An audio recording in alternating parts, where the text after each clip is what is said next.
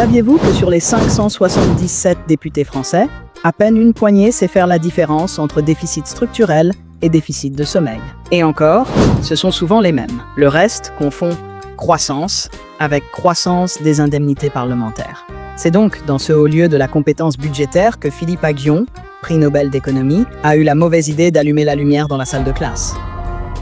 Et là, il a vu les copies, blanches, comme un budget équilibré sous Macron. Aghion s'est dit atterré par le niveau intellectuel et économique de certains députés. Atterré? On le comprend. Imaginez expliquer la macroéconomie à quelqu'un qui pense que le PIB c'est une marque de yaourt. Certains élus croient que la croissance verte, c'est planter un arbre pour chaque taxe votée. D'autres pensent que le budget équilibré, c'est une légende urbaine comme le monstre du Loch Ness ou la transparence à Bercy. Et pourtant, c'est bien à eux qu'on confie la gestion du pays. Le budget de la France, c'est devenu un peu comme un four à micro-ondes.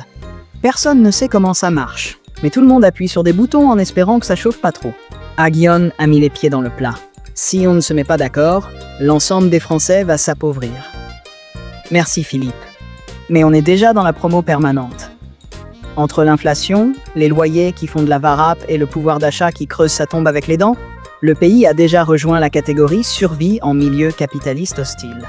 Pendant ce temps, à l'Assemblée, on s'engueule sur des amendements aussi utiles qu'un parapluie sous la douche. Certains crient à l'injustice, d'autres au complot fiscal, et tout le monde s'accorde sur un point.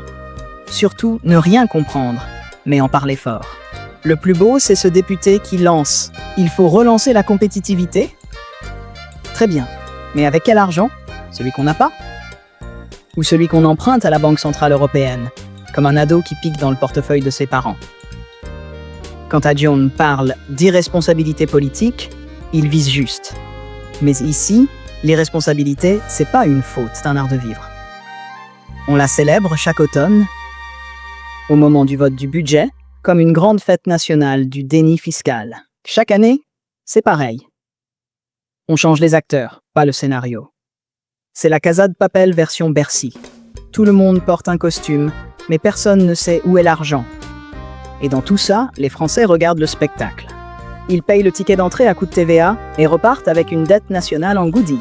Pendant que les députés parlent de recettes de l'État, la seule chose qu'ils réussissent à cuisiner, c'est une omelette sans œufs et sans poêle.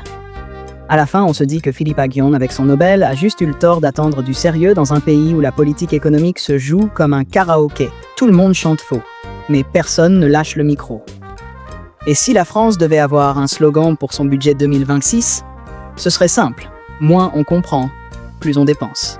Rendez-vous l'an prochain pour la saison suivante, budget 2027, les députés contre la calculatrice.